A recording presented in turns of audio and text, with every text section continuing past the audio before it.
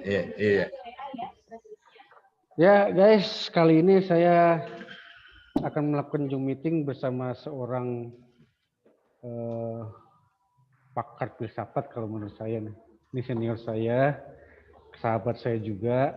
Beliau adalah seorang ahli, seorang master di bidang AutoCAD, teknik apa itu namanya menggambar. Namun beliau juga mempelajari berbagai macam ilmu filsafat.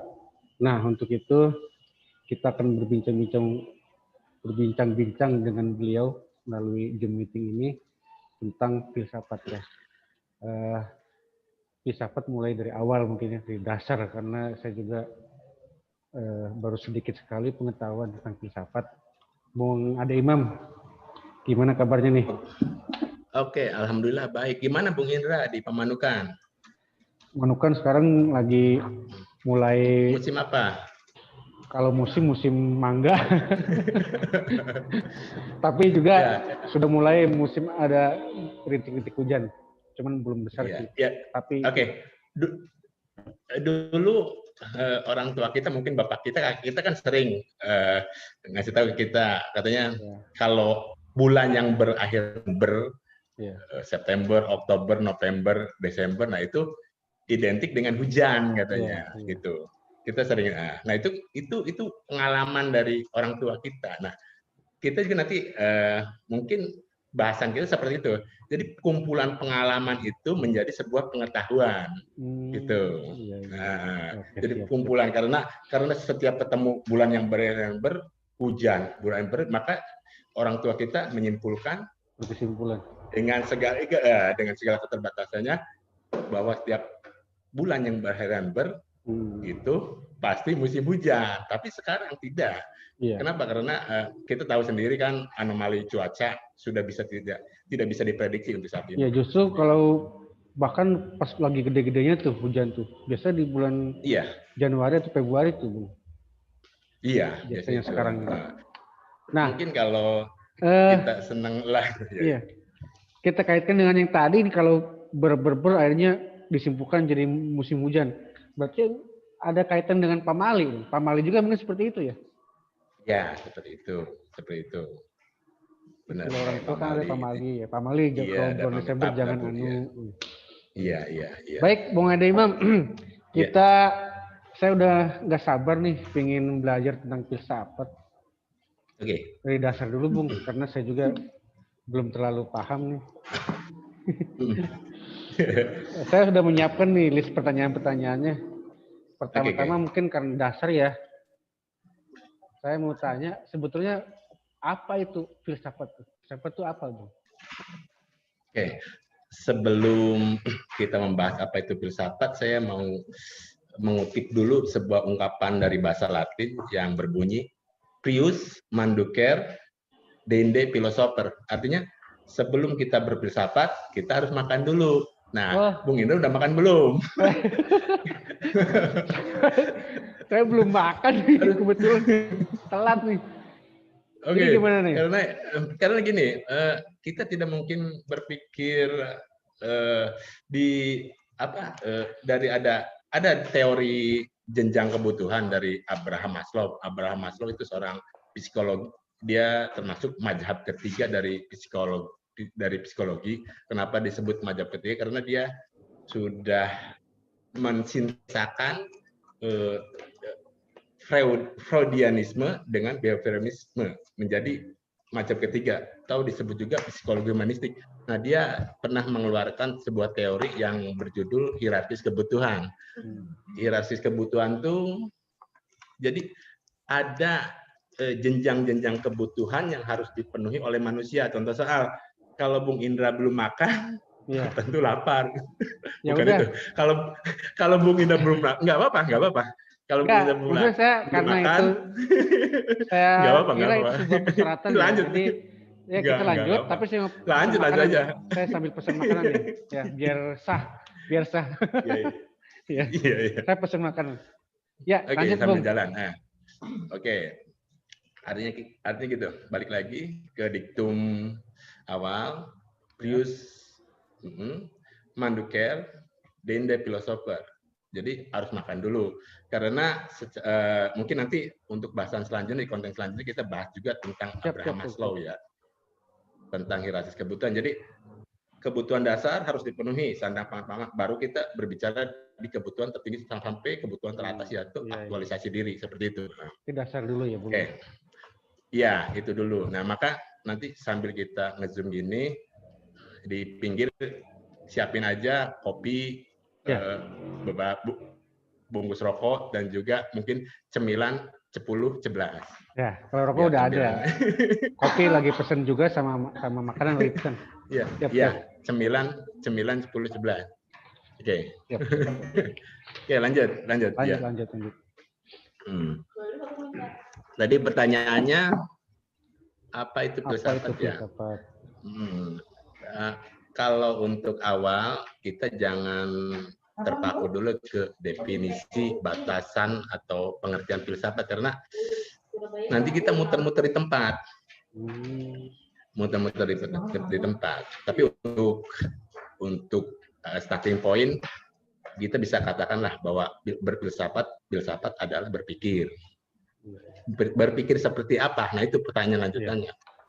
Berpikir filsafat berbeda dengan berpikir kebanyakan. Kalau berpikir filsafat itu ada sistem yang benar-benar ketat yang harus dipenuhi. Berpikir filsafat harus sampai ke akar-akar, atau dalam bahasa istilah ininya radikal, berpikir radikal. Radikal itu berasal dari kata radix yang asal katanya dari akar. Jadi harus sampai ke akar-akar, itu pertama. Yang kedua, harus menyeluruh. Jadi tidak parsial, harus komprehensif, harus holistik. Tidak bisa kita separuh-separuh seperti itu. Terus yang kedua, kritis. Nah, ini kritis. Jadi selalu mempertanyakan terus gitu. Seperti itu. Nah, itu kalau apa itu filsafat, gitu aja. Saya bikin batasan gampangnya, berfilsafat adalah berpikir. Seperti itu. Berpikir dengan landasan yang tiga tadi ya, berpikir secara radikal, komprehensif, dan kritis. Kritis. Ya, kritis. Oke. Ya, itu aja. Kita supaya tidak ngelebar kemana-mana. Siap. Terima kasih. Nah, itu jadi kan filsafat itu ada ilmunya ya, ada orang-orang pelakunya apa yang mengikuti filsafat. Lalu kegunaan filsafat itu sendiri apa ya? Di dunia ini untuk apa gitu adanya filsafat? Oke. Balik lagi ke definisi awal tadi yang saya bikin definisi gampangannya. Apalagi di zaman sekarang, zaman milenial kan kita banyak sekali diserbu oleh informasi-informasi dari internet, dari TV. Ya, hoax banyak hoax. Nah, ini salah satu kegunaan filsafat di era milenial yaitu salah satunya untuk menangkal hoax, karena kan kita hidup di era informasi melimpah, informasi sangat melimpah. Kita tidak tahu mana informasi yang benar, mana informasi yang salah, seperti itu. Nah, kegunaan filsafat di era milenial yang penuh dengan melimpahnya informasi itu kita bisa membentengi diri. Nggak apa-apa, santai aja. Nggak apa-apa, ini santai, ngobrol santai. Nggak apa-apa, santai aja. Ya, kita berpikir kritis, komprehensif, dan juga radikal. Nah, ini tiga komponen ini bisa menangkal hoax, seperti itu. Nah, itu kalau bicara apa kegunaan filsafat, kegunaannya bisa paling tidak. Iya, itu seperti itu. Iya, oke. Nah, kemudian filsafat ini kan sebuah cabang ilmu juga ya, Iya. Nah, terus dengan ilmu pengetahuan yang lain itu apa perbedaannya? Oke. Lebih tepatnya gini, filsafat adalah ibu dari segala ilmu pengetahuan. Jadi bukan cabang, bukan ya? Bukan, dia ibunya. Ibu dari semua ilmu pengetahuan. Jadi filsafat itu nanti melahirkan ilmu sosial, ilmu alam, gitu. Ilmu alam nanti melahirkan ilmu kimia, fisika, biologi. Fisika melahirkan ilmu mekanika, terus sampai ke bawah, sampai ke AutoCAD. Jadi AutoCAD juga. Iya, itu dari cabang applied science, ilmu terapan. Dari filsafat itu kalau dirunut, kita ngikut sanadnya, sanad. Iya, sanad. Iya, Kitab iya, suci itu. iya, silsilah. Hadis-hadis Iya, kayak gitu ya. iya, itu sampai ke AutoCAD seperti itu dari filsafat. Berarti Seperti ada itu. kaitannya ya antara kan Bung Ade Imam ini master ya dalam bidang AutoCAD ya, dalam ilmu AutoCAD master nih. Saya lihat sendiri di akun Facebook, saya pernah lihat ada grup AutoCAD di Facebook, pengikutnya bahkan sudah ratusan ribu lebih ya. Tuh, berarti ada kaitannya ya antara itu ya, Bung? Iya, dengan kita belajar filsafat, kita bisa menukik ke semua disiplin ilmu, karena tadi seperti yang saya katakan, filsafat adalah induk dari segala ilmu pengetahuan. Ya. Ilmu apapun berarti ada di bawahnya. Ya. Jadi kaitannya dengan ilmu yang tadi seperti ditanyakan Bung Indra, filsafat itu mengawali ilmu dan juga mengakhiri ilmu. Ya. Seperti itu. Jadi orang ingin mengeksplor sebuah ilmu, dia harus mulai dari filsafat. Nanti ujung-ujungnya nanti, apalagi kalau di Amerika sana, di luar negeri itu pendidikan formal tertinggi itu gelarnya PhD. PhD itu bukan Pizza Hut delivery ya, bukan. PhD di sini Philosophy of Doctor. Jadi itu titel tertinggi. Jadi kalau orang sudah PhD itu berarti dia udah menemukan filosofi keilmuannya seperti itu. Jadi ilmu dimulai dari filsafat dan diakhiri dengan filsafat. Terus perbedaan ilmu dengan filsafat. Kalau seorang ilmuwan, misalkan dia menciptakan mesin waktu, dia nggak usah ada hubungan, dia nggak usah tahu Einstein, nggak usah tahu Galileo, nggak usah tahu, dia menciptakan. Tapi beda dengan filsafat. Filsafat dia tidak mungkin tercerabut dari akar sejarahnya. Contoh misalkan kalau kita aliran idealisme, kita tidak mungkin lepas dari Hegel, dari Babbage. Iya. Oh, menarik nih Bung nih. Coba sebentar, ini ada makanan datang, makanan saya datang. Neng, sini nih. Neng. Makanan saya datang. Biar sah ya. Harus makan. Ya. Ini kopinya. Kopi nih Bung nih. Siap. Makannya juga. Pasti Bung Ade udah makan ya? Sudah. Karena Prius Manduker, Dende filosofer, harus makan dulu sebelum berfilsafat. Ya. Untuk ke depan saya akan makan dulu kalau melakukan ini lagi ya. Iya. Harus itu. Harus. Ini saya baru pengalaman di awal nih. Kedepannya iya, nggak apa-apa sambil jalan. Tapi makanya nanti aja lah ya. Iya. Udah selesai ya. Nggak apa-apa ya. Nggak apa-apa ya. Oke. Baik, Bung Ade Imam, bisa diceritakan sedikit sejarah tentang filsafat kira-kira? Oke. Berawal sejarah filsafat. Filsafat sendiri asal kata dari bahasa Yunani. Dia terdiri dari, secara etimologi yaitu terdiri dari philos dan sophia. Philo itu cinta, sophia kebijaksanaan. Jadi filsafat itu cinta kebijaksanaan, seperti itu.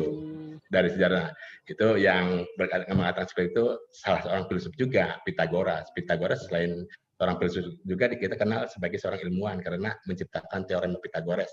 Mungkin waktu Bung Indra SD apa SMP pernah belajar teorema Pythagoras ya. Rumus Pythagoras. Ya, rumus Pythagoras seperti itu. Nah itu. Oke. Filsafat dari asal Yunani. Nah, kebetulan 6 abad sebelum Masehi di Yunani ada namanya Thales. Nah, ini Thales itu disebut bapak filsafat karena dia yang pertama membuat fondasi filsafat. Sedangkan Thales sendiri sebetulnya tidak menulis satu buku pun. Kita mengetahui Thales dari buku-buku Aristoteles. Salah satunya mungkin dari buku Politika Aristoteles. Itu bisa kita baca tentang pengetahuan tentang sejarah cara berpikir Thales di situ. Thales, sejarah filsafat Barat dimulai dari Thales. Thales hidup di Yunani sekitar abad 6 sebelum Masehi. Abad 6, kita berarti 600 tahun sebelum Masehi ya. Dia seorang pedagang. Dia sering jalan-jalan ke Mesir, dagang, mungkin maju. Nah, tadi balik lagi ke teori hierarkis kebutuhan. Karena segala kebutuhan sudah terpenuhi, karena dengan berdagang dia banyak ini kan, dapat penghasilan, dapat inilah, maka dia bisa mengeksplor pemikirannya ke hal-hal lain. Dia memikirkan alam, memikirkan apa gitu. Alam itu sebenarnya terbentuk dari apa sih, seperti itu. Ini Thales nih, bapak filsafat Barat. Dia memikirkan, dia melihat di Mesir Sungai Nil menghidupi petani apa gitu. Terus dia melihat hujan, melihat di tubuhnya ada air, terus dia minum air. Terus dilihat di tumbuhan hidup karena air. Semua air. Sehingga dia menyimpulkan bahwa segala sesuatu tuh dasarnya, basicnya adalah air.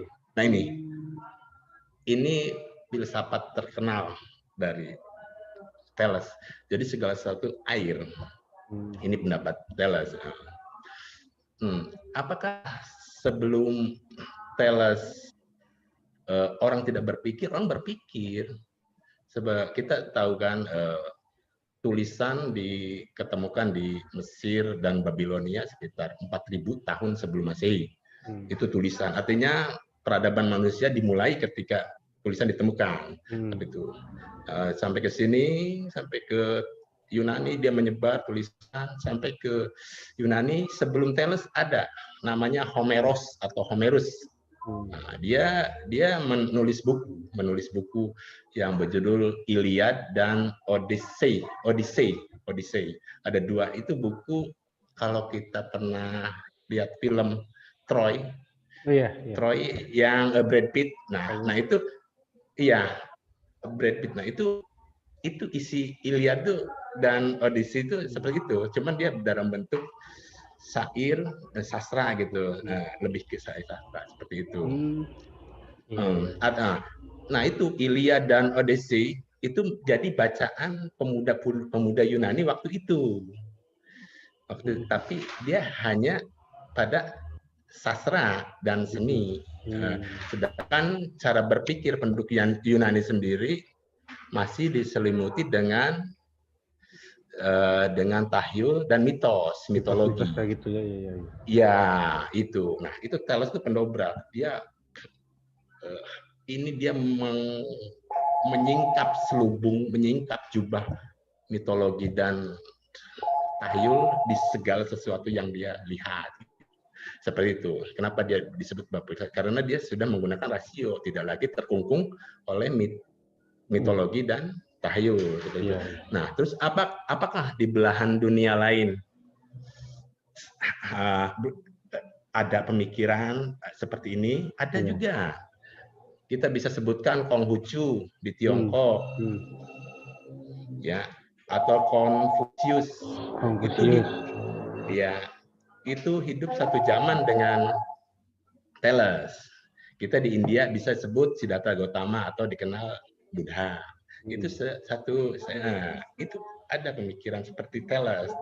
Terus kalau sekarang Iran ya, itu dulu Persia. Di Persia ada Zoroaster, Zarathustra juga. Nah, cuman ketiga ini Zarathustra, Konfusius dan siapa tadi lupa, Gautama, Buddha, itu lebih ke etika, lebih baik dan buruk. Itu salah satu cabang dari filsafat seperti itu.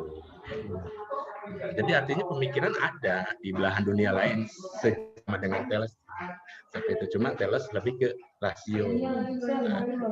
Nah terus dulu seorang filsuf juga seorang ilmuwan. Artinya gini, Thales selain dikenal sebagai filsuf, dia juga sebagai ilmuwan.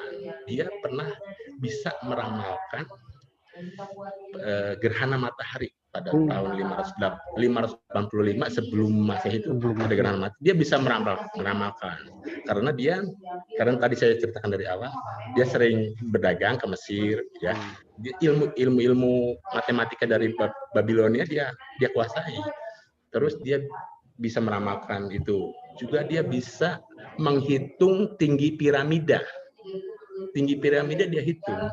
Jadi dia berdiri, ketika bayangan dirinya sudah sama dengan tinggi sesungguhnya, dia ukur bayangan piramidanya, itu diketemukan. Jadi pas. Seperti itu. Jadi filsuf dan ilmuwan dulu tidak bisa dipisahkan. Oh, satu lagi, Bung Indra tadi saya mau garis bawahi, saya sebenarnya bukan ahli filsafat. Oh, bukan filsuf juga, bukan. Saya hanya seseorang yang senang belajar filsafat.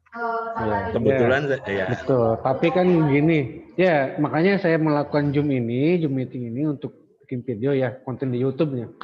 Ada ya. Karena saya tahu Bung Ade Imam ini pernah membaca setumpuk buku gitu ya yang berisi tentang filsafat. Makanya kan kalau dalam Islam itu ilmu itu harus diamalkan. Sayang gitu kan dibaca banyak-banyak, terus tahu banyak tapi nggak diamalkan gitu kan. Begitu. Iya. Ya, saya hanya seorang pembelajar. Ya kebetulan belajar filsafat saya sudah 20 tahun lebih, itu aja sih. Wah, itu sih bukan waktu yang pendek itu. Udah mateng kayaknya nih. Udah mateng nih. Saya lanjut. Bahkan bisa lanjut. Ya, nah, berikutnya Bung Ade ini menarik nih belajar filsafat nih ya menurut saya. Karena tadi ada unsur kritis dan sebagainya. Nah, bagaimana untuk kita bisa mempelajari filsafat ini, bagaimana caranya nih? Cara belajar filsafat? Belajar filsafat berarti dengan membaca buku. Ada 2 buku. Buku tentang para filsuf dan masa hidup dan sejarahnya. Ada juga buku yang dikarang oleh filsuf. Contoh soal gini, saya rekomendasikan ya yang pertama untuk awal, mungkin yang mau belajar filsafat dari awal, itu bisa baca buku Dunia Sophie. Itu tebal, buku tentang seorang wanita muda, 14 tahun, dia mencari jati diri siapa aku, apa kayak gitu.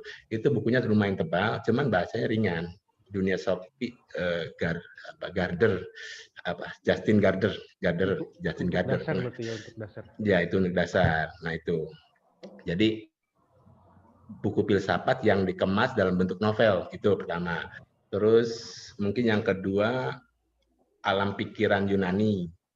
Nah, itu sejarah filsafat juga. Yang ditulis oleh Muhammad Hatta. Kebetulan beliau adalah wakil presiden pertama Indonesia ya. Bung Hatta. Iya, Bung Hatta. Itu nulis buku Alam Pikiran. Terus Ki Berten, ada filsafat barat tuh, ada jilid. Terus yang buku Babon, Bertrand Russell, itu filsafat, sejarah filsafat barat. Itu lumayan tebal, sampai 1000 jilid, 1000 halaman. Itu. Jadi tadi yang seperti saya katakan ada 2 buku. Jadi buku tentang para filsuf dengan masa hidup dan sejarah. Dan juga ada buku-buku, nah kalau yang tadi pertama disebut buku tangan kedua. Kalau buku tangan pertama itu buku yang ditulis oleh filsuf. Pelakunya langsung menulis. Ya, kayak Plato nulis Republika. Ya. Aristoteles saya nulis pernah Politika. Baca tuh, Plato, saya pernah baca kalau nggak salah. Ya, kayak Immanuel. Itu juga buku Bung Ade Imam kalau nggak salah. Yeah. Bukunya Bung kan. Iya. Ya pernah baca saya. Oke. Kayak Immanuel Kant dengan kritik asal rasional murni. Terus Nietzsche, Zarathustra. Nah, tadi yang saya sebutkan Zarathustra bisa kita pelajari di Nietzsche. Nanti kita untuk konten selanjutnya kita bahas Nietzsche ya secara mendalam. Nietzsche itu disebutnya nabi nihilisme karena dia meniadakan Tuhan. Tuhan sudah mati, nanti ada. Ya, Nietzsche pernah mengungkapkan seperti itu. Tuhan sudah mati. Nanti saya bahas kupas tuntas. Ini menarik. Malam. Cukup menarik. Ya, ya banyak. banyak nanti. Filsafat sangat Jadi gitu. banyak ya Bung ya, yang bisa Ya, jadi belajar filsafat lewat baca buku filsafat, baik tangan pertama maupun tangan kedua, baik dari filsufnya sendiri, karangan filsuf sendiri, maupun dari orang-orang yang nulis tentang filsuf tersebut gitu. Nah itu cara belajar filsafat yang pertama ya. Yang terus berikutnya apa lagi? Cara belajar filsafat. Apakah masih ada lainnya? Mungkin itu yang pertama itu baca buku filsafat, dan dengan membaca kita nanti bertanya, terus berpikir, terus seperti itu. Berarti guru filsafat tuh guru ada nggak di zaman sekarang? Maksudnya kalau kayaknya di Indonesia nggak ada deh. Cuman kalau secara akademik emang banyak ya, kayak sekolah tinggi filsafat di Karya yang Frans Magnus Suseno, terus apa sih? Ya banyak sih hal akademis. Cuman yang kalau filsuf kayaknya tidak, karena zaman sekarang tidak apa ya, kita tidak murni, dia harus ada tuntutan applied science, jadi ilmu terapan seperti itu. Mungkin nanti sesi selanjutnya kita bahas tuntas, nanti kita bahas. Oke, siap. Bung Ade Imam, terima kasih sudah ini pertemuan pembukaan nih, pertemuan awal Bung ya. Nanti pertemuan selanjutnya terus kita mudah-mudahan kita pasti akan melanjutkan apa namanya dengan video-video berikutnya, dan ini video awal yang isinya dasar mengenal dulu ya, mengenal tentang filsafat. Nah, terima kasih Bung Ade Imam, saya juga sudah siap makanannya, saya pengen makan nih. Ngomong-ngomong gini, saya kayak agak susah berpikir karena nggak sambil merokok, karena ini di ruangan. Nanti malam aja. Kalau agak seret itunya, otaknya ngalirnya. Iya, siap. Oksigennya kurang lancar. Ya, iya, jadi kurang cerdas jadi ya. Iya, kurang cerdas. Terima kasih Bung Ade Imam untuk pertemuan awal ini. Saya ucapkan terima kasih banyak, mudah-mudahan bermanfaat untuk kita semua, dan untuk para YouTuber. Amin.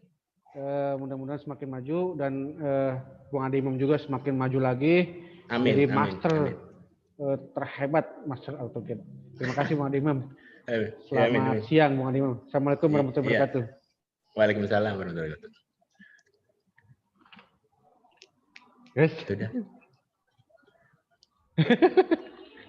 Guys ya. Tutup boleh. Hah?